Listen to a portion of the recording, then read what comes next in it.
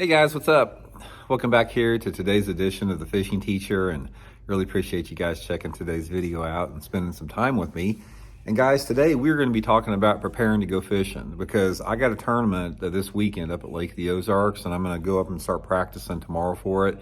So today I've been working on my tackle and everything, and I sort of want to go over my process about how I get ready to go fishing based upon set of conditions that I know about and where I'm going. And I'm going to do this so you can apply it to about any lake that you fish any time of the year. So we'll get into that in today's video. Also, guys, before we get started, I just wanted to show you guys, if you're looking for a really good all-purpose rod that you can just fish so many different techniques on, guys, check out this Megabass FMJ Destroyer rod. This is a 7'3" I call it a medium heavy action. Guys, you can throw so much stuff on this. You can flip and pitch with it, spinnerbait, crankbait, glide bait, swim bait, Carolina rig, Alabama rig. It's probably the most versatile rod I got. So I'll link this rod in the description, my Tackle Warehouse link, if you guys would like to check one out. But it's man, I've never used a rod that you can do so much with it. So if you're looking for one, it's a really good deal there. Okay, guys, I'm gonna sort of talk a little bit about this. You can see I got my stuff out here. I got my rods and reels. I'm going through all my tackle and sort of talk a little bit about how I prepare for this.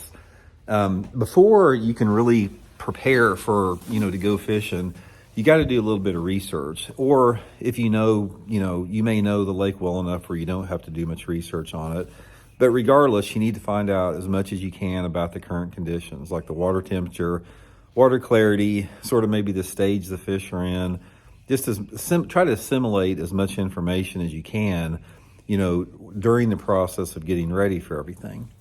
Okay, the way that I do it, I sort of try to identify what my goal is. Now, as a tournament angler, my goal may be a little bit different than yours. My goal as a tournament angler is to try to win the tournament, or try to place as high as I can to get the most points to qualify for championships. Every tournament's a little bit different. So basically what I'm trying to accomplish in the tournament will set the stage for how I want to go about preparing for this. Now, first of all, one of the things that I like to do in it is I like to limit my options. One of the things that I have found out that will hurt you as an angler more than anything else as far as going out and finding and locating fish is to have too many options. Because if you take everything that's in every piece of tackle that you have, and you've got literally 50 different options or different techniques you can try, you don't have time for that. And you're going to wind up spending too much time focusing on and trying too much different stuff. So one of the first pieces of advice I can give you is to try to simplify your approach for that particular day. And how you do this is you systematically decide where you want to fish at before you get there.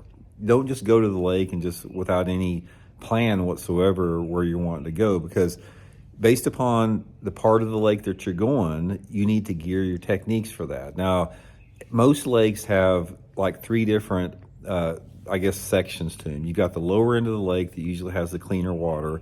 You got the mid-lake section that sort of got a little bit more color to it. And then usually the upper end of the lake has got the most color.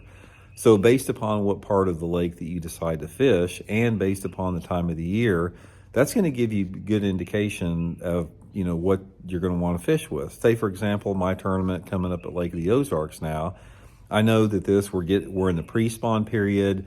The bass are probably going to start spawning within the next probably 3 weeks. So these fish are getting real close to spawning. So given that, I can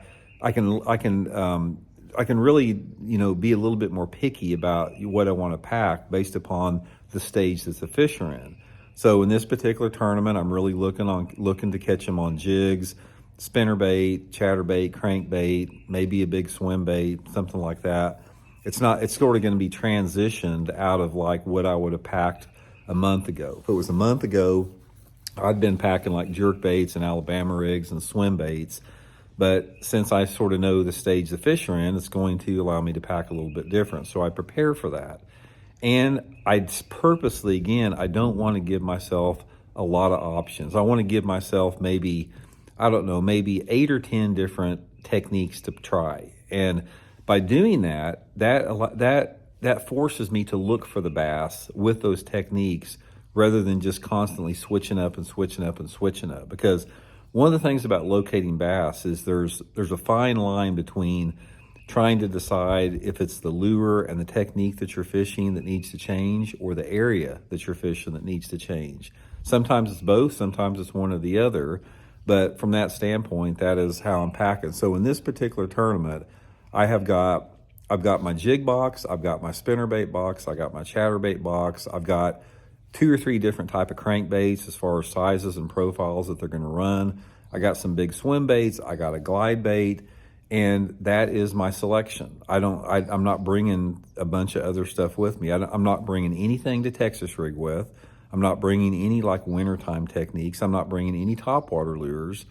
It's all the stuff that I think is going to work. Now, I'm not saying that other stuff is, it wouldn't work, but you can't do everything, and you have to make some type of a commitment, some type of a plan before you pack to that. Now, let me give you guys a really good example of what I'm talking about, the importance of simplifying and downsizing.